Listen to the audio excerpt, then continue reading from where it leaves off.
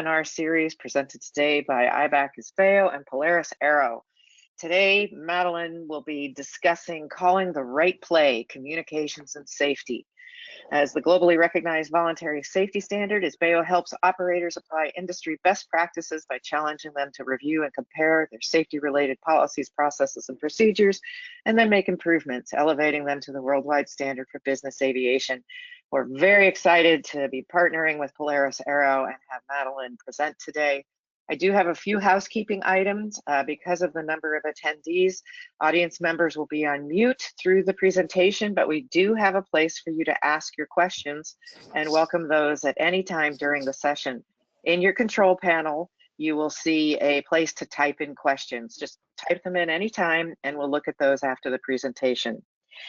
So for today, calling the right play, communications and safety. Words shape safety. This webinar shows how everyday phrasing, like quick shortcuts, vague labels, and passive voice can shut down learning, reduce reporting and discussion quality, and skew what your safety data seems to say. Language traps and biases are all too common, but ultimately distracting and detrimental in gaining meaningful insight from our most common forms of communication. Madeline will talk through clear, practical ways to describe events and facilitate conversation and inquiry that better supports learning amongst all teams, from pilots and dispatch to maintenance and management. Madeline, I will hand this over to you, and I'm excited for this presentation. Thanks for being here. Thank you so much, Catherine. It's always a pleasure to be here. Before I get started, I do also want to mention that if you are watching this video now or in the future, we can actually offer you FAA Safety Team Wings credits for attending. So if you're familiar with the Wings program, just reach out to us and we would be happy to reach out to myself, and I'd be happy to administer the credits for you. And if you're not familiar with the Wings program but are interested, you may also reach out and I would be happy to get you some more information. So with that being said, I just want to give a brief intro to the discussion today, a little bit more than what Catherine has already provided. And really to set this up, I want to talk about really how safety in general, what we're all here for, right? Our bigger purpose in attending the webinar isn't really just about being a hero or a heroism. It's not about making the exact right call at the exact right time to make sure that we're avoiding a mistake, right, in a very critical moment. It's really about teamwork, and it's about decision making and the team that surrounds those decisions. We like to believe that good outcomes, so not having an accident or an incident, for example, comes from specifically and exclusively good procedures, really sound and solid equipment, right? Highly trained people. And that's all a part of it.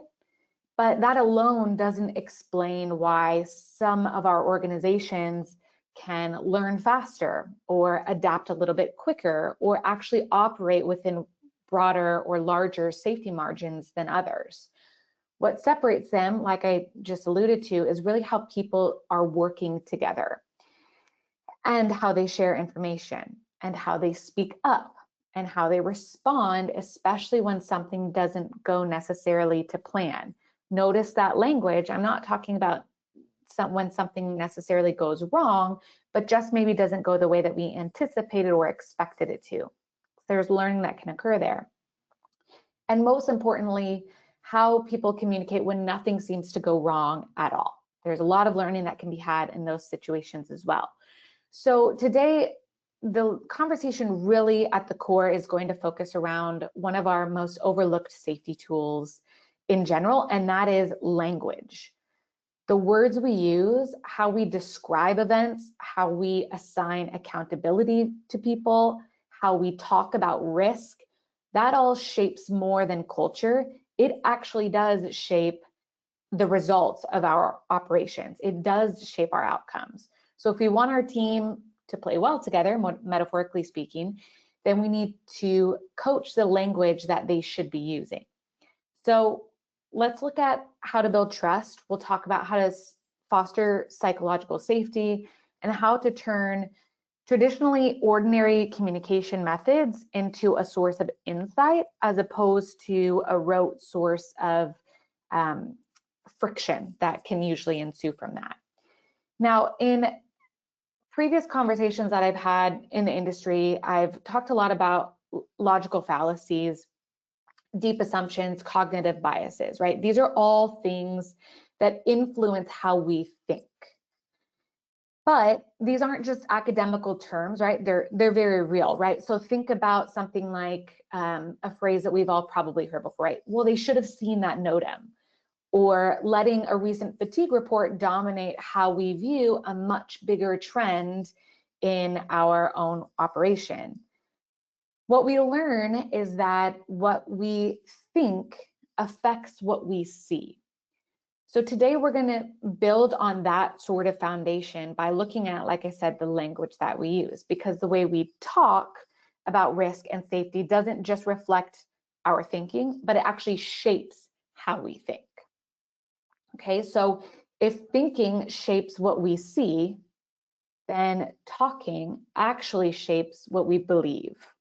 And the words we choose don't just describe our thoughts, but they actually reinforce them. And that's what's really important and interesting to us in this conversation. So over time, what can happen is that repeated language that we use can actually become culture. It can become a part of our culture. So if we want better safety thinking, we need better safety conversations, right? We need awareness of cognitive limitations, but that's not just enough. We also need tools that can cut through that, and language is one of those tools. So when we use it, we won't just shift our mindset, we will actually start to change our outcome. Now, if you've sat in on one of our Polaris presentations before, you've probably seen a screen like this, and it's going to build and kind of connect and show you part of, or one example of, a life cycle of information. So for Vocus, our product as a safety and risk management software, one of those life cycles starts with inputs such as your FOQA data, your Vocus reports, your ASAP reports, whatever they may be, right? And it goes through some sort of assessment and then analysis and then continuous improvement to identify causality and then what you're going to do about that. And hopefully, again, if you're using a Polaris product, that information is feeding back into our risk assessment tools that present those learned pieces of information to you at the right time in the right way, and then are hopefully re-examined during a debrief process, and then it kind of creates this life cycle, right? Ultimately, the reason I'm showing you this is because this is an excellent example of where language appears. So when I talk about language, you've already heard me mention it probably 10 times already in this short little bit here. I'm talking about all of the little ways that words show up in this life cycle. How does it show up in the report that you just received? How are you talking about the report that you just received? How are you investigating that? And by how, I'm talking about the language that you use. What phrases are you using when you're calling up your pilot to get more information about the report that they just received? What's your attitude like? What words are you using? Actually, what words are you using? We're going to get into some examples of things you might want to say and things you might not want to say, right? And steer away from. All the way through to things like how you choose to regurgitate any conclusion of your safety risk management process that you've just conducted for that report, right? So your lessons learned, how do you choose to describe that event back to your stakeholders? That description, you might think it's not so important in how you're communicating it, but the fact that you are, and perhaps that might be true, but if you take it a step further, the language that you're using in those lessons learned could have a profound impact on how someone is interpreting and reading and absorbing and maintaining or retaining that information that you work so hard to glean and offer to them. But it also shows up in things like how you write your manuals, how you write your checklists, right? How you word your risk advisories that are going to show up in ground risk and flight risk at the most apropos time for your frontline personnel. So I just want you to keep that in the back of your mind if you were, a little bit thrown off by what I mean about language. Just maybe think back to this life cycle flow of, for example, a report or a piece of information into your safety management system, and that should give you a good starting place. Before we get too into the weeds here, I do want to start with something simple, but what I believe to be pretty powerful, which is just honestly aligning us with who is on our team. You're going to see a lot of sports metaphors here, so forgive me if you're not perhaps that into sports, but hopefully the metaphors still work and make sense to you. And this one I think will, right? Who is on your team? Really think about that. So when you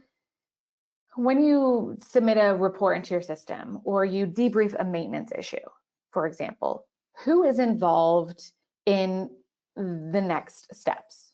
Is it just you and your crew, for example, if you're a pilot, or if you're in maintenance? Or are you also including a scheduler?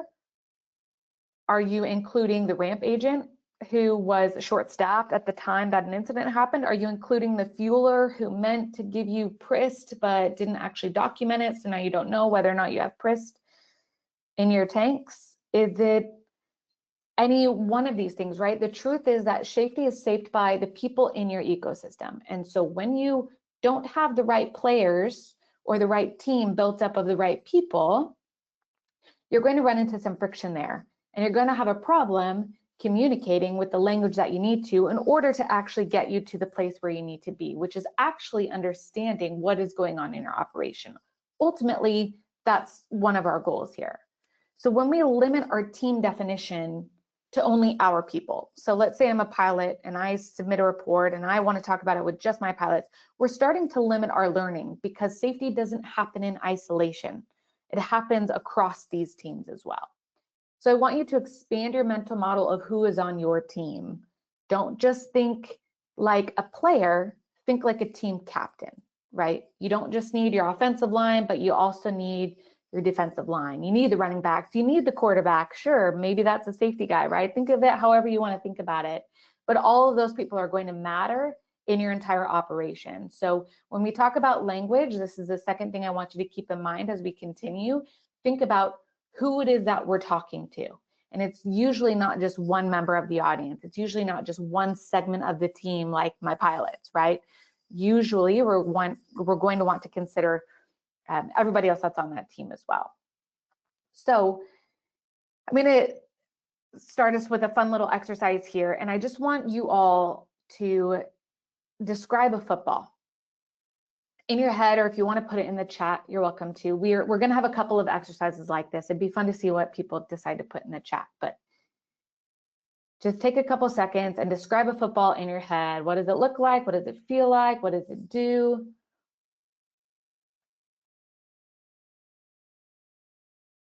And I'm curious how many of you describe something that looks like this.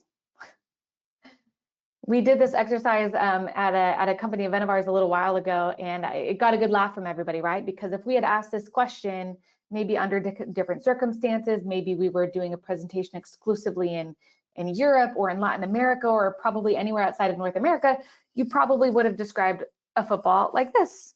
But with the priming that I've just given you and the fact that it's American football season, my guess is that you described the football a little bit differently, right? So what does this come down to?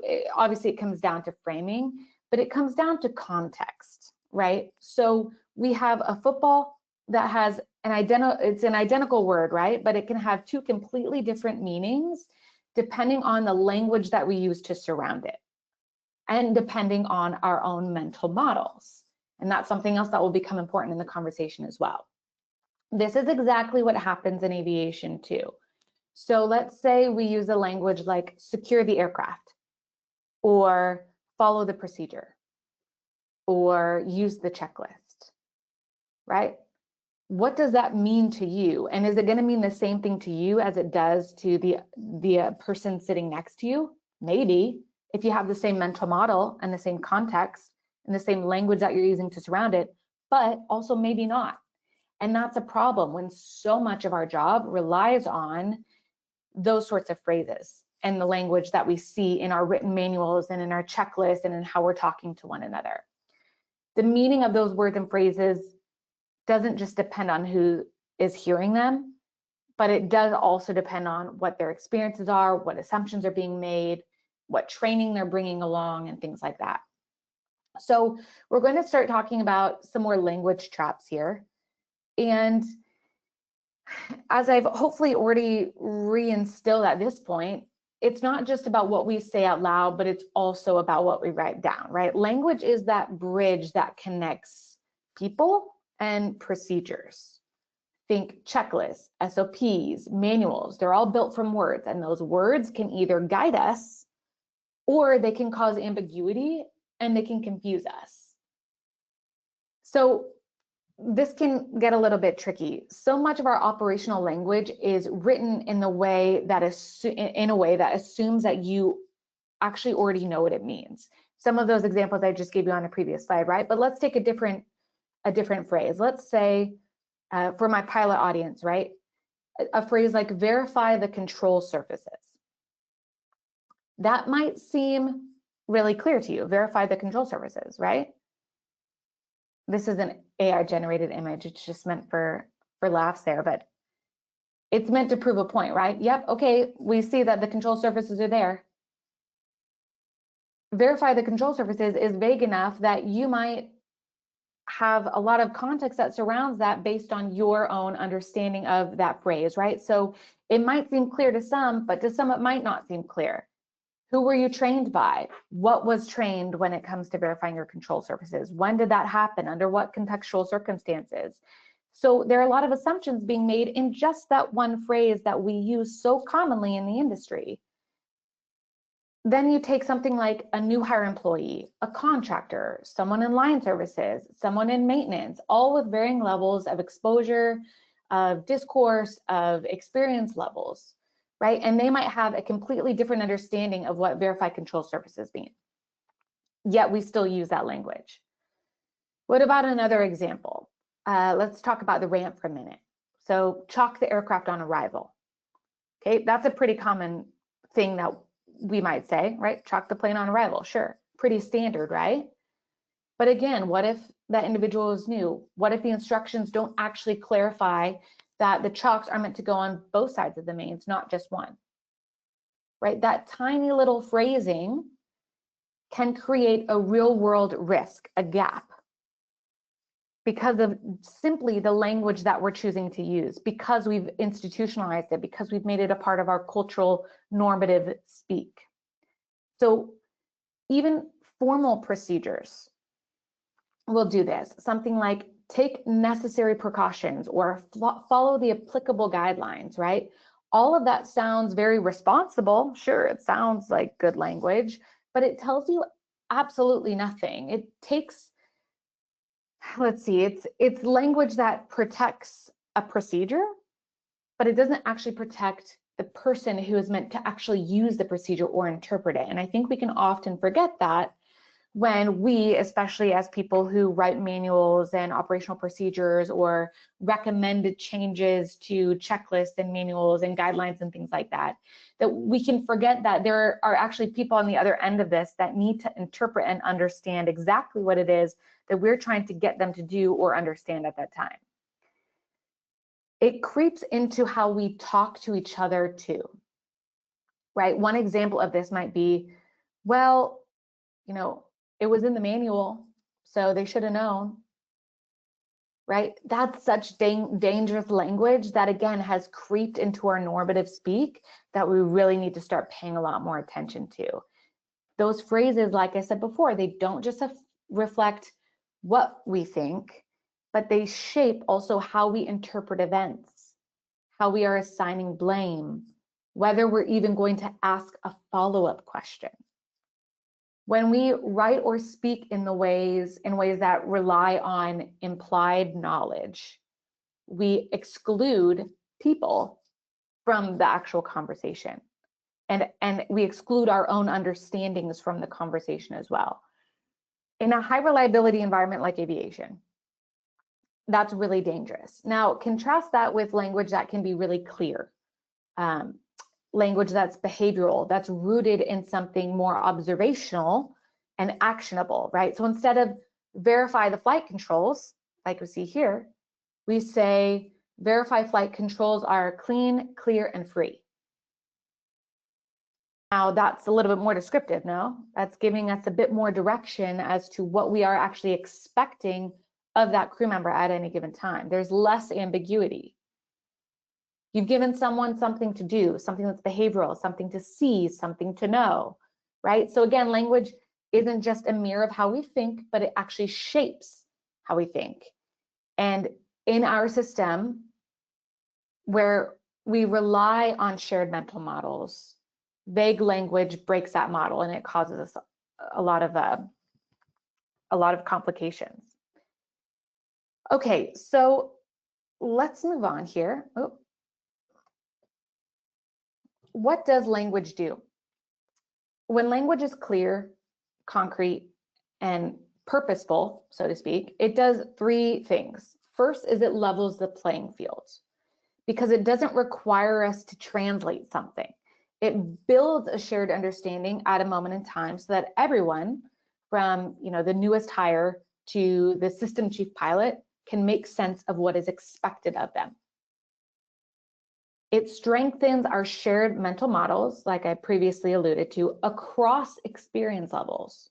So what that does is it creates a consistency in how people are executing their tasks and interpreting risk and reporting, for example, things like deviations.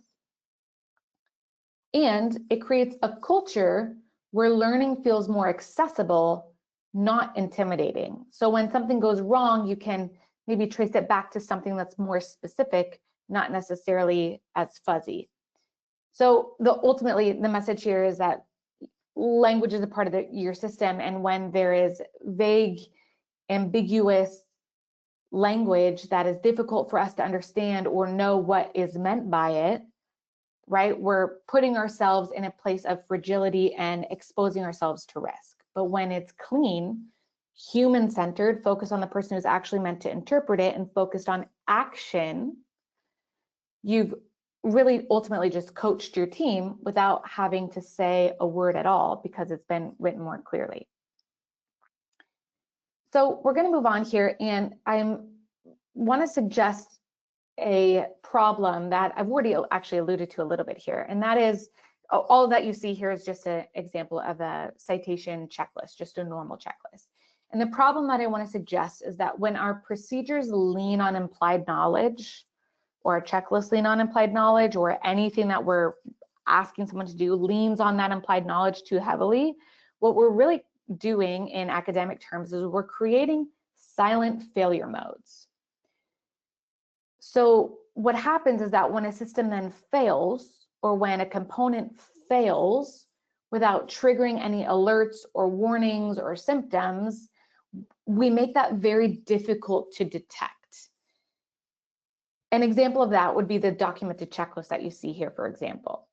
They give us that perception of knowability and confidence, but when we lean too heavily on what we expect everyone to already know that should be on the checklist, we risk leaving critical steps kind of buried under assumption. So a different visual to this is like an iceberg, right?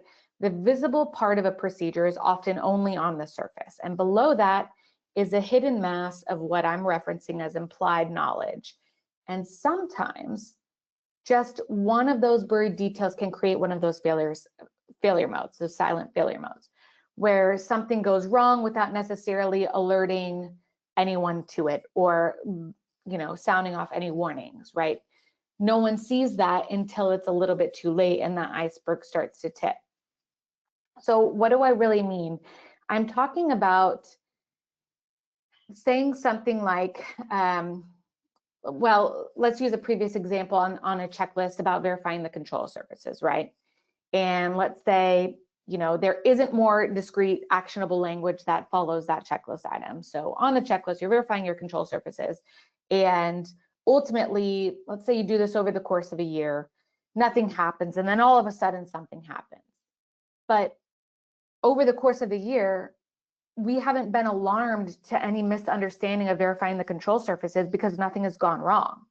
We've only been alarmed to it when something goes wrong. But that doesn't mean that the past year's worth of verifying control surfaces was being done or wasn't being done. It's more ambiguous to us.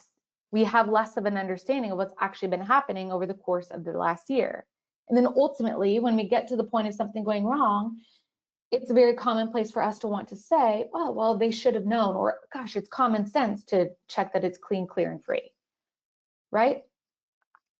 But that's not necessarily common sense, and we can't rely on that being common sense necessarily all of the time. Now, in certain cases, yes, but not necessarily in this one. It's not common sense, it's contextual, and context lives in the language that we provide. So what do? We write it, we speak it, and we do all of that with clarity, with action-oriented detail, right? That's not just factual, but also contextual. So there are a couple of ways that we can describe different language traps, and I'm going to lay out several of them for you, and we'll go through them in a little bit more detail here in just a minute. And the first one I've already mentioned before, right? They should have seen it. It was in the NOTAMs. Okay, this is what we would refer to as a counterfactual. It tells us nothing except what didn't happen. But it doesn't actually tell us what did happen. There's a nuance to that. We'll talk about it more in a minute. It was bad CRM. There was a breakdown in communication. This is what we refer to as a nominalization. What it is doing is turning something actionable into something that's essentially abstraction. How about this? They just made a poor decision. This is what we would refer to as something that's moralizing. What moralizing is it really shuts down any sort of learning. It's potentially attributing blame before you're gaining any sort of understanding as to what actually happened in this situation. By saying the pilot made a poor decision doesn't actually help me learn anything. It was missed. That comes up plenty of times, right? Oh, it was just missed. We'll try not to miss it again. This is passive voice. And really what we're getting at here is who missed it? What was the context that surrounded why they missed it, right? When we chalk situations, outcomes, things up to basic phraseology like this, we're really limiting the scope of what we're able to learn about it. Well, it's either safety or efficiency. This is what we would refer to as false dilemma. Why does it have to be one or the other? And finally, they just didn't care enough. Well, they just didn't care enough to chalk both mains. This is what we call emotional judgment. And really what I'm curious is, seriously, do we believe that? They just didn't care enough to not chalk both mains?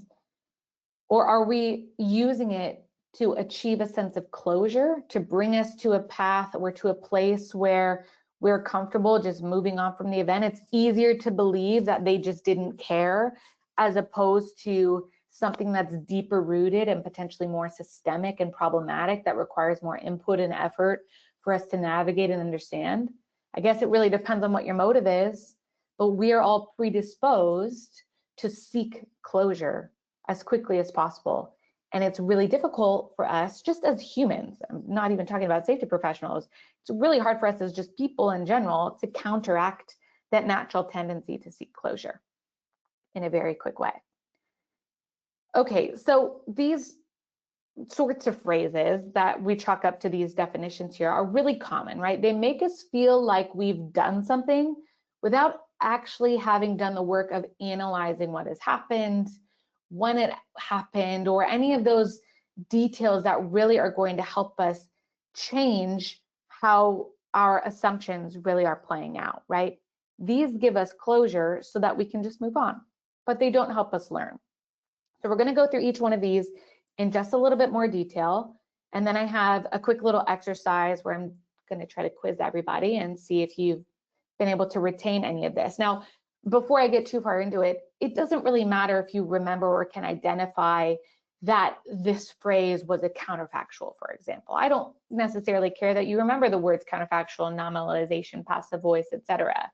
What I care about is that you're able to identify when this language exists and know that when it does exist, it's problematic and you need to question it, or change how you're talking, or counterbalance it with some of these tools that I'm going to give you. So the first one here, they should have seen it. It was in the NOTAMs. We said that this was the counterfactual, and the actual definition here is that it's a statement that imagines a different outcome and actually tells us nothing about what happens, right? So it sounds insightful, but it's just frustration, honestly, just dressed up a little bit. These phrases assume hindsight was available in real time, and rarely does this ask, okay, well, was it visible? Was it known? Was it expected? So here are some things that we can think about when we're trying to sense whether or not a counterfactual existed. We want to look for past tense speculation, and we want to think or look for words like should have, could have, or would have, right? That puts us in a past tense, and that creates this kind of fictitious thing that didn't really even exist. And how do we catch it? We want to listen for, or we want to ask, what did happen? Why did that make sense to them at that moment in time? What information was available to them at that point in time? What influenced their decision making in that given moment? All right. Let's move on to the next one. Nominalization. It was bad CRM. There was a breakdown in communication. Nominalization is really about turning a verb or a process into a vague noun by using a generalizing or a sweeping statement. So like saying there was a communication breakdown instead of actually describing who didn't communicate and what wasn't communicated, right? So it sounds formal, it sounds insightful, but what actually happened? Who didn't communicate? What was missed? What is that context that surrounds them?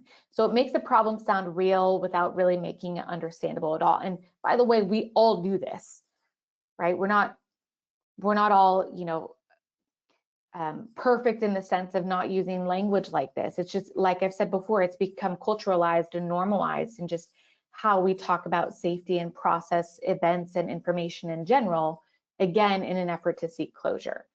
So what can we look for? Look for sweeping generalizations and static labels, right? If your summary can't tell a story, and that story should include characters, timelines, etc. So who, what, when, where, how. If your story can't tell that, it's a nominalization. And how can we counter it? We can replace it with observed actions. Okay, so how about this?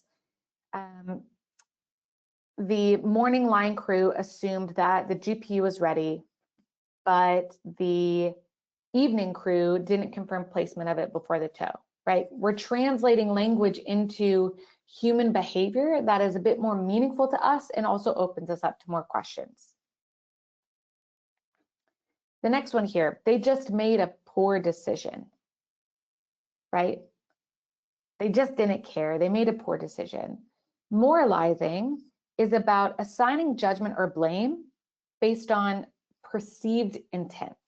So we're perceiving that they just didn't care, or that there was apathy, right? That shuts the book before the first page really is even turned, right? It labels a person instead of examining their conditions, and it assumes that the outcome reflects the intent of the individual. So what's a better way to ask this? What made that option seem right to them at that time? How can we catch it? Listen for something that's similar to blame, especially when there's a lack of context.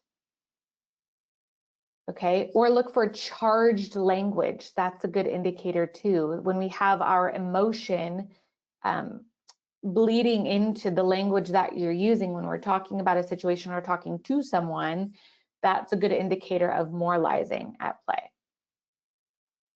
And how can we counter it? we can consider again what actually shaped their decision making. Was there pressure? Was there ambiguity? Was it workload related? Something I want to kind of plug in here at this moment about moralizing and counterbalancing and considering what shapes decision making is that we like to think that in a moment in time, when someone is, let's say, in the cockpit, or you have a maintenance tech working on the plane, or someone chalking an airplane, we like to think in black and white context and binary terms, right? You can either make a good decision or you can make a bad decision, the right decision or the wrong decision. And ultimately, that is a bit of a fallacy in how we tend to think about our world. It's easier for us to think that way, but that's not actually a good reflection of our environment, right? It's not just about bad decisions and good decisions. If it was, I think we'd probably all agree we'd like to think that we can all make the right, good decision pretty much 100% of the time. The reason that we don't is because black and white doesn't really exist at that moment in time to us. When we're in a decision-making state, whether it's in the cockpit, at the airplane, chalking the tire, working on a schedule, we are operating with what we can see and feel and perceive at that moment in time. So sure, with hindsight or with an omniscient perspective, that view is going to change. But in that moment in time, I'm only subject to the things that I'm feeling and I'm perceiving at any given moment. I'm not reacting to a right or a wrong decision that I would know about at that moment. So we need to put ourselves in that individual's position, right? As a scheduler who knows what I know at this moment in time and might not be thinking about the training that I got 3 years ago about what to do when I'm flying internationally to somewhere that has, you know, TFRs and slots and all of these more complicated things to deal with, right? Okay, let's move on to passive voice. So passive voice describes an action without naming who did it. This one is a little bit tricky. So the phrase that I'm using here for us to tune into, that would be incorrect. It would be passive voice, would be, it was missed. It sounds neutral. It sounds like we're avoiding pointing the finger, which is generally good, right? We don't want to assign blame. So don't confuse this with assigning blame here. But it's actually really problematic because it hides responsibility, and more importantly, it hides the opportunity to learn. So really what I'm talking about is when we are kind of covering up the true cause of something by using vague language like it was missed, that doesn't actually provoke us to learn anything more. This shows up constantly in safety reports and or just general reporting that we see. And the problem is that we erase the who, and when we erase the who, we also lose sight of the why, because the why is directly connected to the who. So if we don't know who, we can't investigate why. So if we just chalk it up to, wow, well, it was missed, we're missing that greater opportunity to learn a little bit more about the gaps and the insights that we can glean. So we don't want to necessarily open the door to blame, but we do want to open the door to clarification. And sometimes we need to do that by exposing ourselves to individuals involved in processes, right? So how do we avoid inadvertently assigning blame? Don't necessarily rush to ask who is responsible. Instead, ask what made this possible? What conditions were present? How did we set up the system so that this actually happened the way that it did? What responsibility can we as an organization take in this greater event to move us away from assigning blame and opening us up to learning more about the organization? So we'll avoid phrases like they just weren't paying attention, or it was just human error, or he made a bad call. Those all sound like they're definitive and like we've learned something, but they're dead ends, really. They don't actually open us up to inquiry. They really kind of shut that down. So what we want to do is we want to look for a lack of accountability And instead, we want to diffuse blame by recognizing systematic failures and asking broader questions like what pressures were at play, what trade-offs did they have to make in order to make a decision, right? What assumptions made sense to them at that time? Blame language tells us you've failed. Accountability language asks us what happened and how can we improve? How can we get better? How can we learn from this? We don't want to punish people, right, for being human. We just want to understand our system better, and humans are a part of that system, right? So that's really where the connection is made. Okay, so let's look at the one of the last ones here, false dilemma. A false dilemma comes up a lot when we're talking about logical fallacies and some of those things that I mentioned in my very first slide, but I think it's really important to mention here, because what this does is it presents binary thinking, two opposing choices as if they were the only things, the only options that existed at that moment in time. This is really common in fast-paced environments, but it's something that we need to tune into and counterbalance it, because there is such a natural tendency for us to look at these two binary choices. So one example of that is, well, it's either safety or efficiency. So what we want to look for is, like I've said before, essentially two priorities that are pitted against each other. And what we want to do instead is ask, how can we achieve both? Or what circumstances or pressures are biasing my own thoughts to think that there are only two options here? Because usually that's not the case, and usually what that language is doing is putting you in a position that makes you react a bit more emotionally and frustrated, in the sense of, well, of course it's safety, or well, of course it's efficiency, and it's pushing you towards one of those answers when it's much more nuanced than that. Why can't it be both? And how about emotional judgment? Okay, so this is using feelings or assumed motives to explain behavior. We allude to this a little bit earlier with moralizing, right? So an example of this, they just didn't care enough, or they were lazy, right? It feels kind of satisfying to say sometimes, again, because it's human and we think we can just attribute human characteristics to an event and think that we'll have learned something, or that we don't really have to learn anything because we already know this about humans, and oh, that's just going to happen. So yeah, it's just lazy. But it actually blocks, again, that systematic or systemic insight that we're trying to actually gain. Rarely is a problem in our organization a lack of care.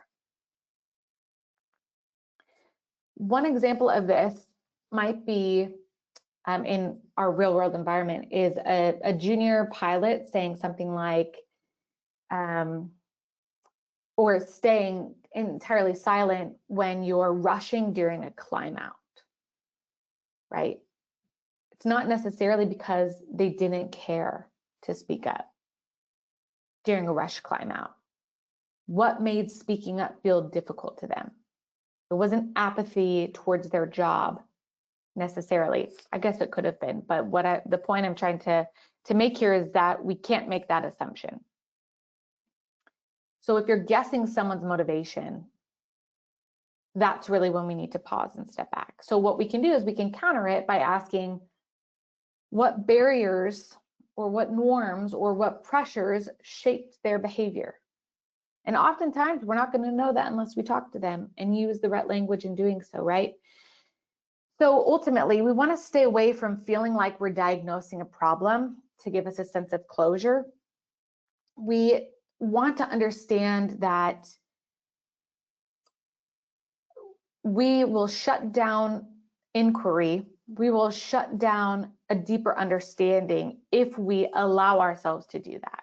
So better insights, better safety conversations, stronger culture is where we really need to utilize better language and have an understanding not just of how we're going to speak, but how we're going to interpret information that's coming to us, or how we're thinking and talking about things like they just didn't care enough, or they should have seen it in the NOTAMs, right? Okay, so ultimately, what are some things that we can do to avoid these language traps? Avoid the shoulda, coulda, wouldas. We can avoid those sweeping generalizations that feel like we've come to a conclusion, but actually don't help us learn anything. We can avoid assigning blame without understanding context or accountability.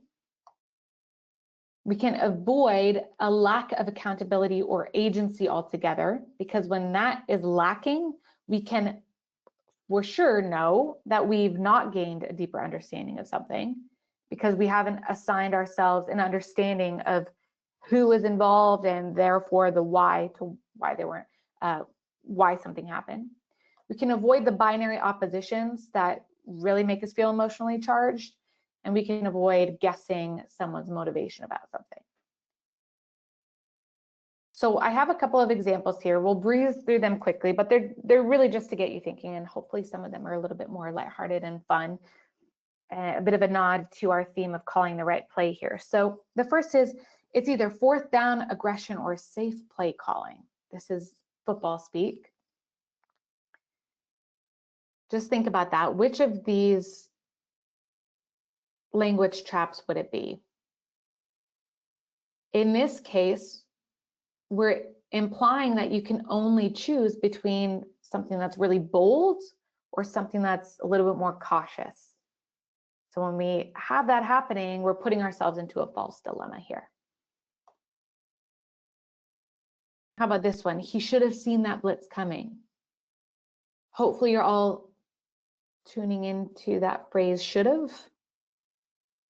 Right? Here we're inventing with that language a better version of the past without actually understanding his limitations in that exact moment.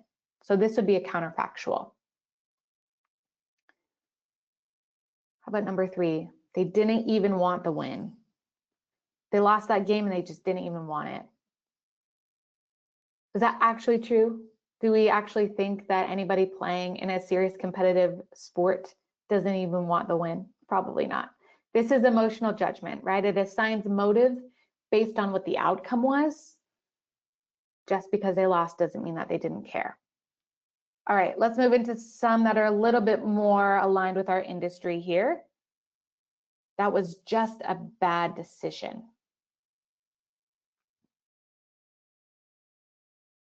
This one's a little bit trickier. And this one is actually moralizing. It dismisses the complexity really altogether, and it puts blame on the outcome on a character instead of actually analyzing what the context was. It was just a bad decision. Well, it doesn't actually help us know what the context was about around that decision making.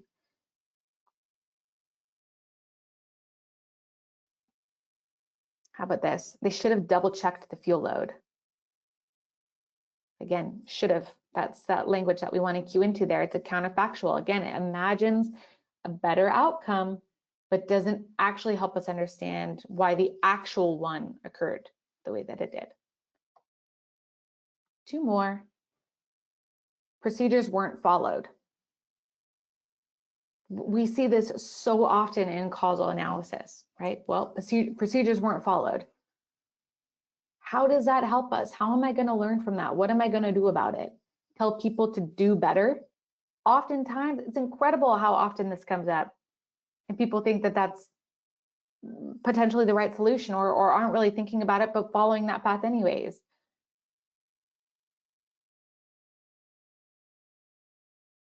Who didn't follow the procedure? Why not? What happened instead? Passive voice is hiding all of that. We don't actually have anything actionable here. So yes, this is passive voice. And the last one, there was a failure of leadership and communication. We see this come up a lot too. Especially, I see this actually most commonly in the news, right? In headlines or bylines or something. Well, there was a failure of leadership and communication at this organization. Okay, well, it's a nominalization. It's an abstraction that distracts us from something that's a traceable action. What is happening under this circumstance? What actually failed? There's a lot of ambiguity in this language that sounds really clean and professional and like we've gleaned an understanding here, but we really haven't.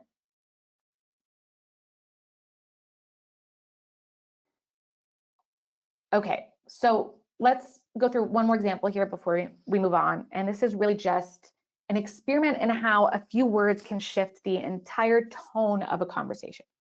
So here's a sentence that I want us all to look at. The crew missed a step in the taxi checklist and had to return to the ramp. Okay, it sounds reasonable, right? This is pretty common language that we'll see in reports or debriefs or even just conversations, right? But if we look at that a little bit closer, we see that, okay, the crew missed a step. That phrase puts immediate blame on people without any context or curiosity. It zeroes in on what we're now perceiving to be human error, which is, ding ding, probably another problem here, before we've even asked if the checklist was well designed, if the workload was excessive, if something else was going on, right?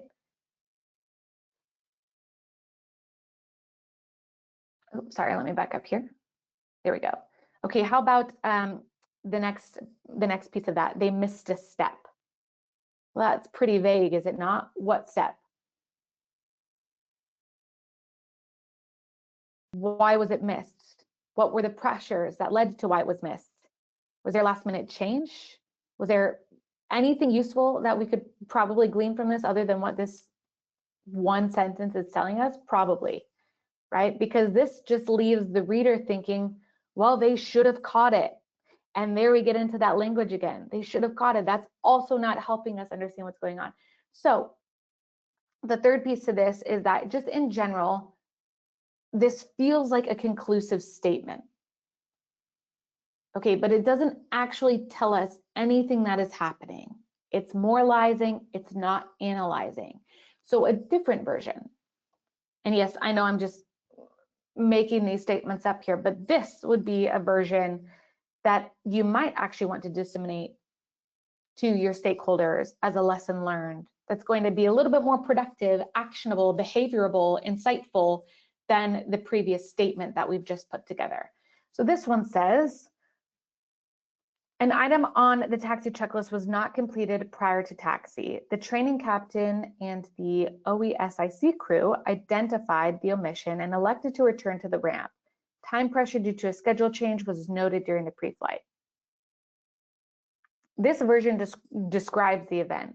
It invites us to inquire a little bit more about what's going on. It acknowledges that there are contextual factors here, and it creates space for us to try to understand a little bit more about what's happening in the system without putting that pressure back on the human and attributing human error. Just remember, like I've said before at the very beginning, how we describe an event becomes the story that people remember. And if the story here is that the crew missed a step, I, as a crew member, am not going to think that I'm subject to that necessarily. Because I wasn't that crew. I didn't miss a step. They missed the step. It's their problem. It's their fault. Human error is attributed to them, not me, right? Okay, so bottom line, how we choose to describe an event becomes the story people remember.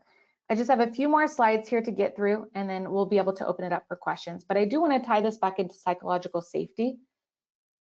We've been talking a lot about language traps, right? The subtle ways that phrasing will shut down that curiosity and the ability to learn. But if we zoom out and look at the environment that those words land in, we'll gain a different appreciation for this, right? Even the clearest language means nothing if people don't feel willing to participate, speak up, engage with us in the first place, right? The moment you start managing impressions more than managing safety, your data will start to be filtered. Your reports will start to dry up. Your culture will turn a little bit quiet and start to revert to that cultural language that we've just tried to dispel here because it's problematic. And when things are quiet or use those language traps, that's really where the risk is hidden because it shuts down our understanding of what's actually going on. So psychological safety, just to be clear here, I'm not really talking about being nice and being soft. I'm talking about the ability for people to engage, speak up, ask questions, admit that they've done something wrong without fear of punishment, right? All of those different things. I'd like to think of this as a little bit of a locker room scenario before a big game. It's another AI generated image here that I thought was kind of funny. So do players feel like they can challenge a strategy? Can they admit that they're confused when there's a play? Would they risk asking a dumb question, so to speak, if that question being answered could win them the game? If not, you don't have a winning team. You have a group of people that are silently performing and hoping to probably not get benched, so to speak. Amy Edmondson's research on psychological safety is really interesting here. It follows studies from Google and Boeing and NASA, and it shows that teams with a high sense of psychological safety consistently outperform others, not because they're making fewer mistakes, but because they catch and correct those mistakes a little bit faster. So in aviation speak, that is the difference between the crew saying, hey, I think you skipped a step, versus a crew that notices it but says nothing and reports nothing. So if you're not getting that feedback, it's probably not because people just don't care, right? It's probably because they've learned it's safer and easier and more convenient to stay quiet. And that's something that we really need to fix. Okay, so there are a couple of questions here that I have up on the screen that are rhetorical. I just want you to consider them because I think they are great indicators of whether or not you have a psychologically safe, high spectrum on the spectrum organization. And the first one is, do you currently have a structured way of debriefing after a flight or an event? And this matters because this is really where we'll see a good indication of psychological safety showing up or shutting down. If in your debrief, for example, and this could be for the crew, could be for dispatch, it could be for any team, right? Debrief can happen.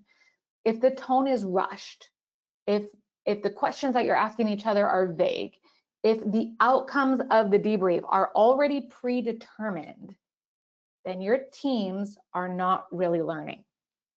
And what they are learning is to just not bring things up because it's easy to just do the debrief and be done and have that predetermination and move on, right?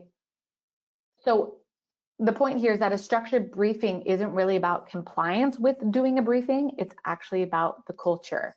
It's where people find out whether speaking up is going to be welcomed to them or if it's going to be really risky. Okay, so if you want to build psychological safety, don't start necessarily with things like trust exercises, right? Start with the questions that you ask, how you ask them, and when you ask them. One example that I've learned from a previous professor of mine, Dr. Ivan Popoliti, is to use this phrase, what surprised us? And this question is great because it can apply to anybody at any time. It's a really powerful phrase to have in your arsenal as just general conversation starters, generally in a debrief, but it could be used at other times as well, right? And by surprise, I'm not talking about shock. I'm not talking about what shocked us, but what surprised us? What happened that we didn't anticipate or that we didn't expect or that went differently than how we expected it to go? That tone and that language is a lot more open, it's more curious, it's more non-threatening, and it will move you towards a more psychologically safe culture. And the other question I want to ask you is, how would you describe your organization's safety culture now? And this is just to give you a little bit more, well, just to give you a moment to pause and think introspectively for a moment, right? Are you collaborative and proactive, or do you sense a sort of reactiveness? If we want teams and crews to work together, not just as colleagues, but as an actual team, we need to build that trust cross-function. And I think asking questions like, what surprised us?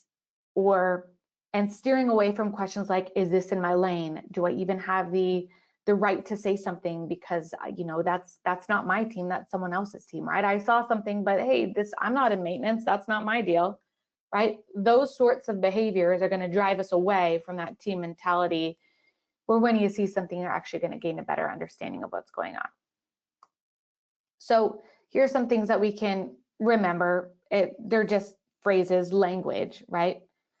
Instead of asking the questions on the left-hand side, which are still fairly common to us, why didn't you say something earlier? Well, we've never had that problem before. Just follow the checklist. Let's not make a big deal out of it. Things on the right side might be a little bit more open, inquisitive, interesting, driving us towards more actionable behavioral language that provides a deeper understanding. Oh yeah, let's walk through it. Good catch. It's better we catch that now than later, right? Nice observation. All of these things are things that we can use when we're responding to what information is coming into us as safety professionals and as leaders.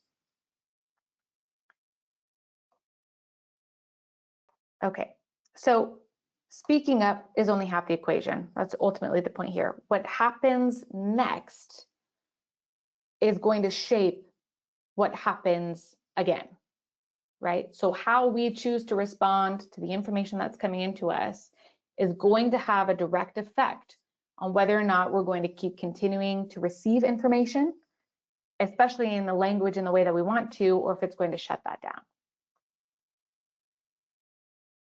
Okay, I just have a few more slides and we'll be done. And the last little bit here is about data language.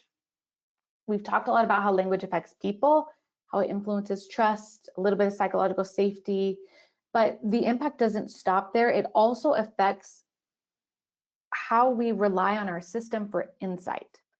And what I mean by that is, obviously, if people don't feel safe to speak up, or if you don't have a good funnel of information into your system and you're not responding to it well, you're not going to have necessarily a lot of good data in the first place. And if the language that they do use is vague or judgmental or full of assumptions, right, then the data is going to be a little bit corrupt or misleading. But ultimately, it comes down to the question of, can you trust the information that is coming into your system? Because your system inevitably is going to be full of some sort of data, hopefully, if you are receiving those reports. So that's the question that we're trying to answer. So you may be tracking a lot of metrics, right? Things like FOCA events, you know, fatigue events, checklist misses, deviation reports, right? But that data doesn't necessarily speak for itself. If the language that it is filtered through, meaning us as safety professionals are filtering those pieces of information, those metrics, by using vague phrasing, judgmentally heavy narratives, other biases, you're really inhibiting yourself from learning anything. And so that's really going to creep into your data literacy, for example. A, because the data is going to be corrupt, and B, because your understanding of that data is going to be misleading as well because of how you've chosen to process it. So for example, if a narrative of an issue going on in your organization says that the pilot made a poor decision, that phrase then is going to become a data point. And that might even drive a corrective action. But what if the decision made perfect sense to them in that moment? What if there was information missing? What if there was task saturation? If your data only tells you what went wrong, not why it made sense to them at the time, or has deeper causal analysis, then it's not really going to be insightful. It's going to be judgmental, dressed up as a metric that seems fancy and interesting to us, and oh, well, look at us, we're tracking something, right? Which is why we spend the time to differentiate things like outcomes, occurrences, causal factors. Another example, and this is the last one here, of let's say that your FOCA data is showing an uptick in unstable approaches. Raw data says, hey, something happened, but how is that being interpreted? Do people assume that the crew got lazy, that training is slipping? Or do we take the time to correlate, well, was there a change in an SOP at that time? Has there been an uptick in, schedule compression? Was there a NOTAM requiring, visuals instead of an ILS approach? data without context is really just going to be noise to us. And there's a problem here, and that all comes down to the language that we use and the tools that we can use to add context to that event. That is going to help us understand causality a little bit better. Okay, so ultimately, what this boils down to is a conversation about correlation versus causation. Because if we don't have the right foundation of contextual understanding, this becomes a bigger problem to us. This shows up on our dashboards, it shows up in our safety meetings, it shows up in reports, and it sounds like, okay, well, we saw more unstable approaches this quarter, and we also saw more new hires, so that really must be the cause. Hold on though, is that really what our data is telling us, or are we just connecting dots because they're next to each other on a chart? And that's what our cognitive capacity is willing to tell us at that moment in time. Correlation means two things are happening at the same time. Causation means they're affecting each other. And they're two very different things that we often get very confused right now. So that language can lead us into, I guess, tricking us to thinking that correlation exists when it really doesn't, or same for causation. So an example of this would be, fatigue caused the runway excursion. It sounds logical, but did it, or was fatigue just a factor that was present and we're making that connection only because it was present at the time, not because we actually have a deep understanding of what's going on or enough data to support it?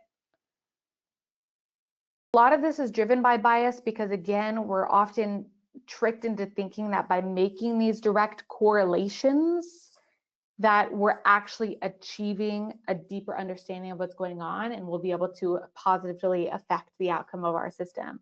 And we're incentivized to do that. But it's really just a trap that we're falling into, A, because of the language that we use, and B, because of our cognitive limitations and fallacies and all of these things that kind of put us in a state of mind that, again, trick us into perceiving our data in a particular way. So there are some questions that we can ask to help counterbalance this as well. And one of those questions is, would this conclusion that I've come to, that I've arrived at, actually hold up if we removed one of the factors? Are there other patterns that could explain that data? Have we looked for disconforming evidence or only conforming evidence to support something? So are we biasing ourselves almost intentionally? What else could be going on here? It's another powerful question. And where might we be assuming a story that the data actually cannot prove if we were to really play this out? Remember that the data tells us what happens, but language tells us what it means.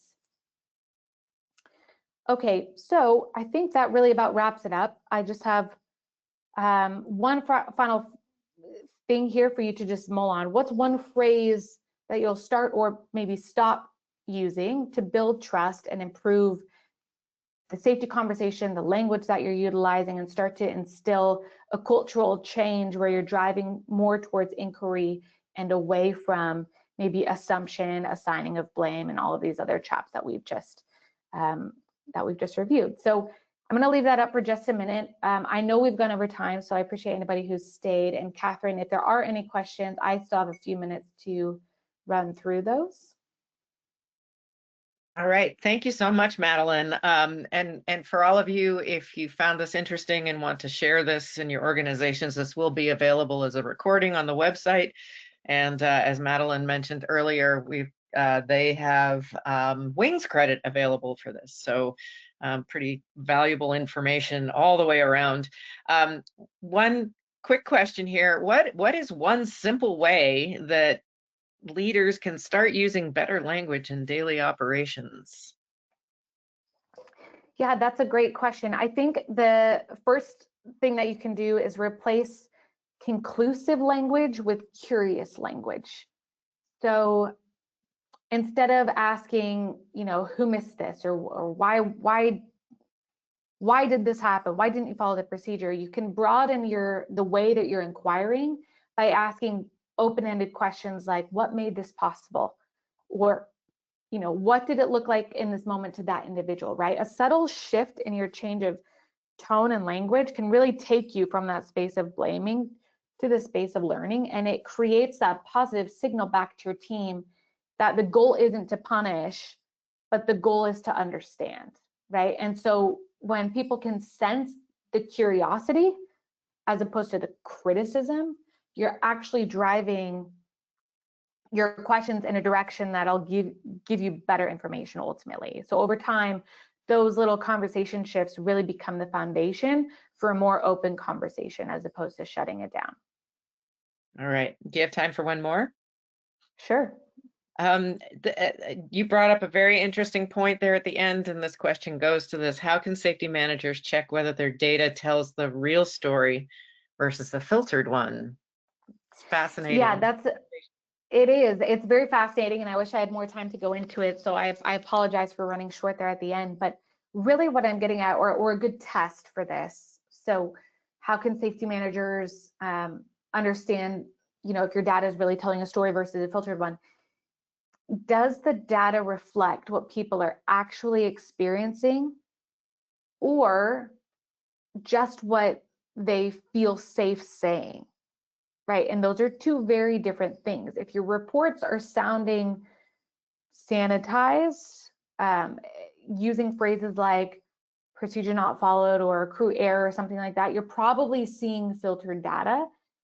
Authentic data that's really going to tell a story is going to come from a place of stronger psychological safety and more precise behavioral based language that's a bit more actionable. You can generally spot that in narratives, right? So when your narratives include context, things like pressures, assumptions that are being made, other conditional factors, right?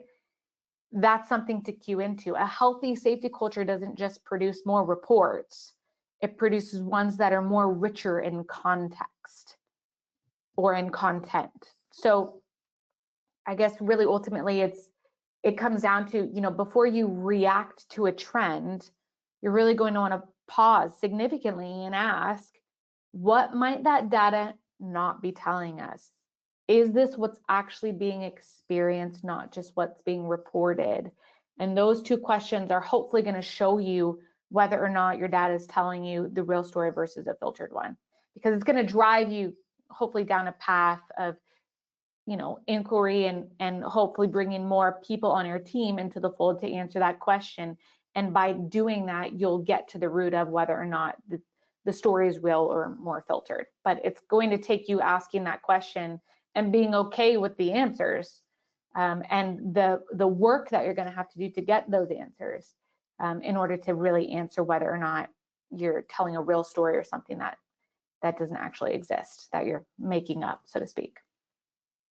Oh, thank you so much for this, Madeline. You have really grounded a lot of the information that we collect, and given some great ideas for how to reframe the conversation, if you will, and be intentional about it. So appreciate you being here. Madeline is the Vice President of Product for Polaris Aero, and she is available to answer your questions. The email is on the screen right now, info@polarisaero.com. As I mentioned, this will be recorded, and there were some requests about getting the slide deck, Madeline, so you may see some contact about that. I've responded to those. So thank you for being here. Appreciate it. We'll see you next time. Thank you, everyone, and we'll see you at the next SafetyNet.